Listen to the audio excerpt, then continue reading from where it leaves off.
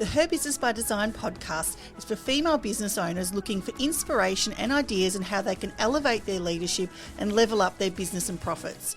We explore all aspects of business ownership with a particular focus on empowering women to be strong leaders by providing them with the knowledge to cultivate a positive and productive business culture.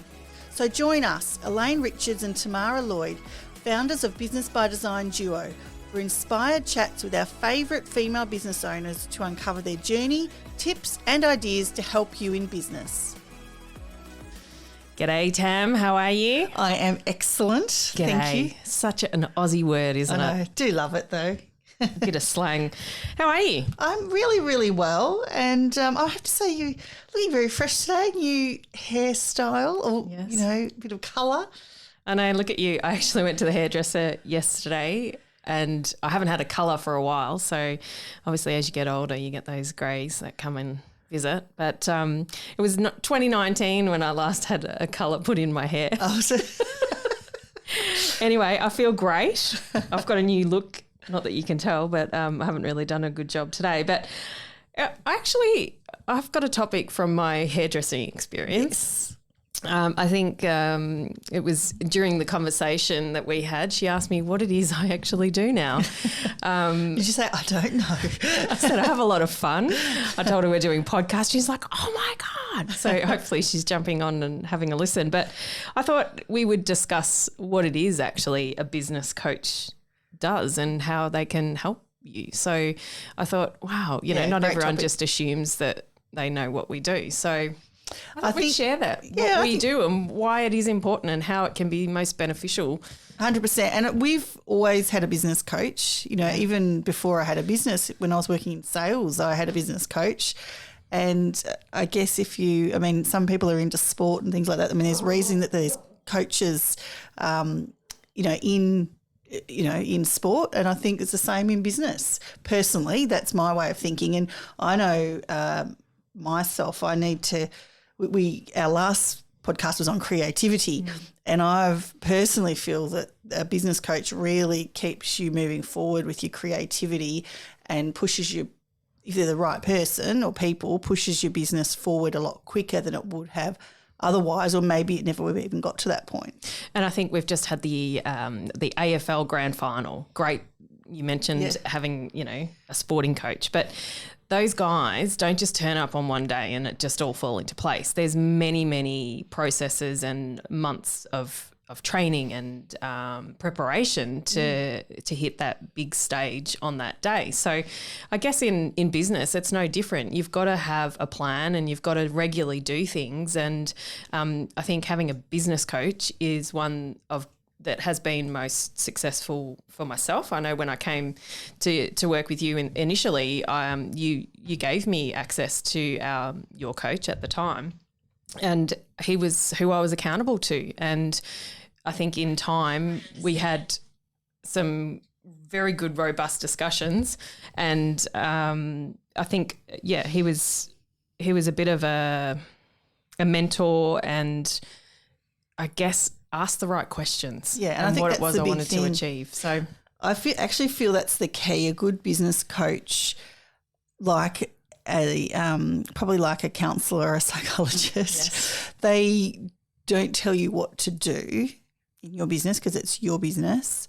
They ask the right questions to get the ideas out of you and to help formulate those ideas into full plans or goals or visions or whatever it is, that you're working on. So I feel that it's all about asking the right questions and then talking about those answers. I think, and then just encouraging you. Also, a lot of people wouldn't think about this, but we would start with what our end result is that we want. What is it we want to achieve? Oh, that's our vision. Yeah, 100%. So what is the end goal? And working your way back. Yeah, and I think that's how you need to work in business. So the very first thing, and I remember Ross saying to me, what is your vision? Or saying to us, what is your vision? What are your goals? What does your life look like? I've talked about it before when he gave me permission to actually dream without worrying about finance and whether, that was possible, but just saying, just take all that aside. Just if you could have anything money wasn't an issue, whatever, what would your business look like? What would your life look like? And I think that's that's sort of where you need to start. And then that that wasn't something I could answer in that moment. I had to come back 2 months later and answer that. We would generally catch up with him every 1 to 2 months. So I think that's the other thing. I think with a business coach, it should be planned. Absolutely. And it's not, a one-off catch-up might do something, might answer a few questions or whatever, but really it should be, we worked with our coach for 10 plus years. We still keep in contact. We actually do some coaching for him now, which is funny, roles reversed. It's an investment, Tam, though, isn't it? Yeah. It's part of an outgoing of a cost that is vital in a business. It's tax deductible for us. We sold our business at the end. I don't think I personally would have got through 13 years without having a business coach, because I think I would have burnt out and I would have got probably bored and possibly sold it earlier, and I'm glad I didn't. And then he also helped me with bringing you on board around that process at the time.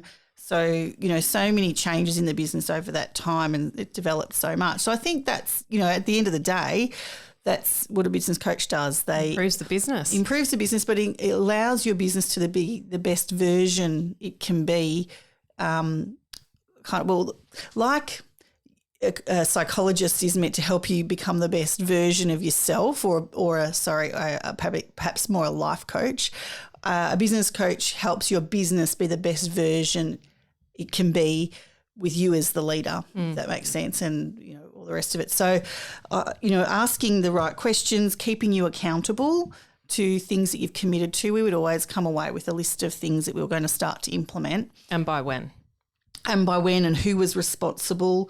We'd go into a meeting knowing the topics that we wanted to talk about. Yeah, it was definitely planned. And we had the year planned out of when we were meeting, so that we could work towards, and that would force us to go, shivers, I haven't done this. We need to do that before we catch up. But planned as in the appointments were in our diary at the start of the year.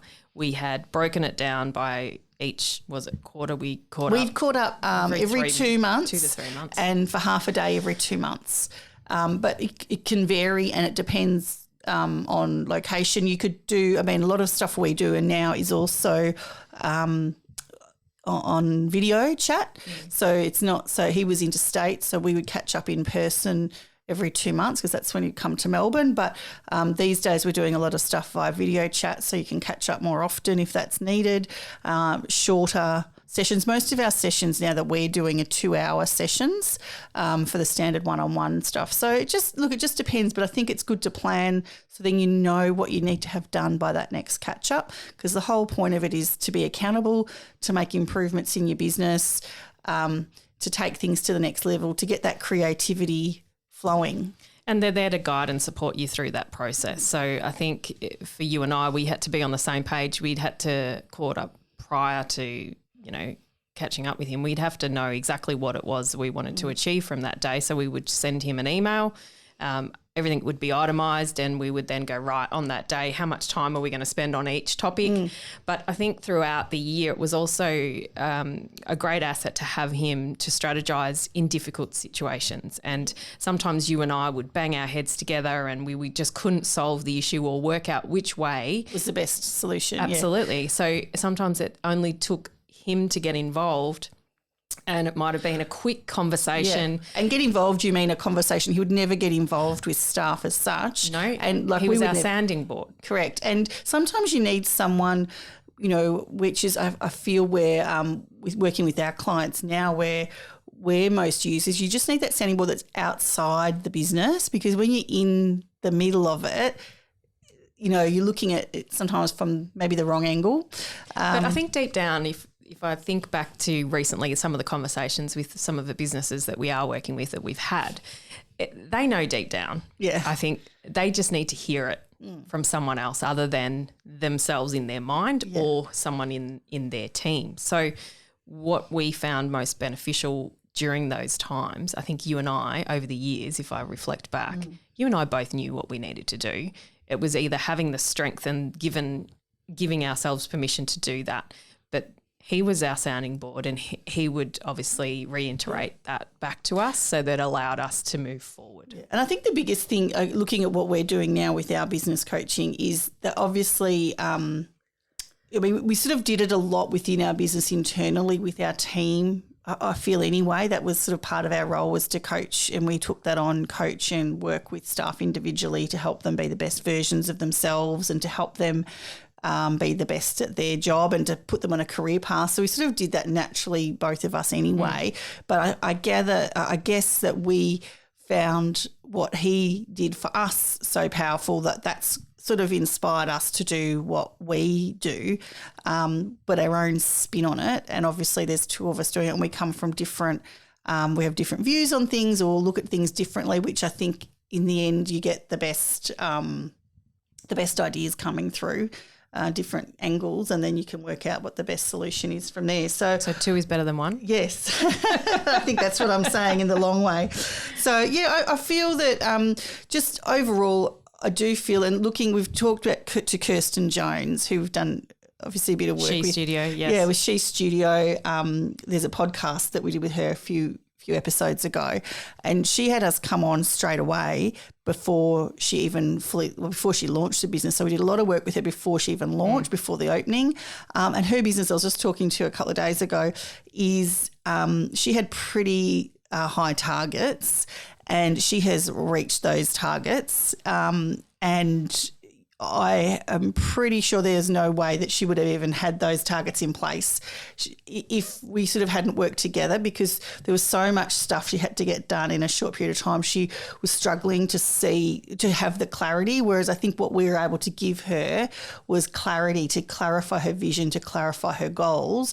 She knows how to do stuff, but when you're in the mix of it, it's hard to get that clarity. So I think that's a really key thing as well. But also accountability, Tam. We were her accountability. Yeah, so we would week. sit down and we would write it down and say, right, these are, and we would create that plan, and we would set timelines for that she was okay with, and we would ask her, when do you think you would have that done by? Okay, and we put it down. Then we'd move on to the next thing. And I think looking back over her achievements, she did an amazing job. Oh, and is continuing to do so. I don't know that if we weren't her accountability team, whether she would still possibly would, but I think having us or a business coach, that's a big one for me, accountability, because it's so easy to just say, no, I'm not going to do that today. Or, you write down your goals and you just don't hit them, and the next day goes by and it's still sitting there, hasn't been done. Gives you that little bit of extra, I mean, you need to be self-motivated, but it just gives you that extra bit of motivation to do it in a timely fashion, I guess, because you don't want to disappoint that person. Absolutely. The other thing I love about, I don't know about you, but I love about our one-on-one coaching is the conversations that we have, and you just don't know sometimes where they're going to go or what ideas are going to come out of them. And I personally love that creative aspect, whereas we've got, an idea of what we're going to focus on, and then it just goes sometimes these other directions, and these amazing ideas come up where we're like combining ideas. Yeah, it is. It's a think tank. A bit like Shark Tank, think tank. Maybe we should have called ourselves Think Tank.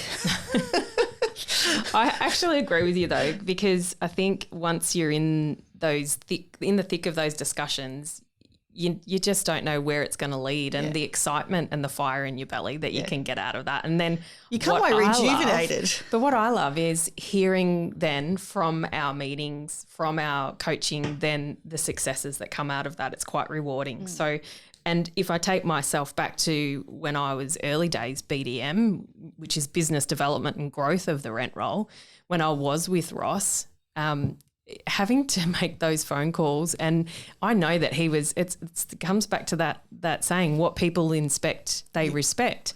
So I was there going, oh gosh, I've got to make these calls. I've got to hit these targets. So it almost drives you to do the tasks at hand it does, doesn't it? The reality is. So, and then at the end I was like, yes, you'd be so excited. Hey Ross, I've done all my calls. I've listed 20 properties this month or whatever.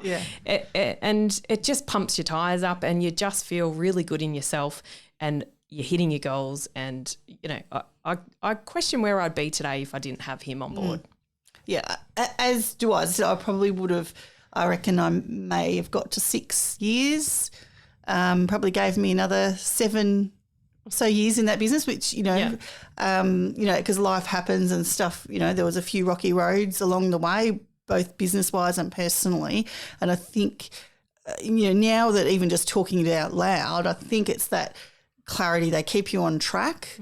They keep you, going back to having a clear vision of what it is and making sure, is this thing going to get you to that vision or that what you want to achieve? No, that's off track. Well, don't do it. You know what I mean? But even leadership growth for me, I mean, you've done a bit more study than I have, but I think the experience that I've gained in the last 13 years around leadership, culture, it's phenomenal. So I probably wouldn't have had that without the experience of someone like Ross.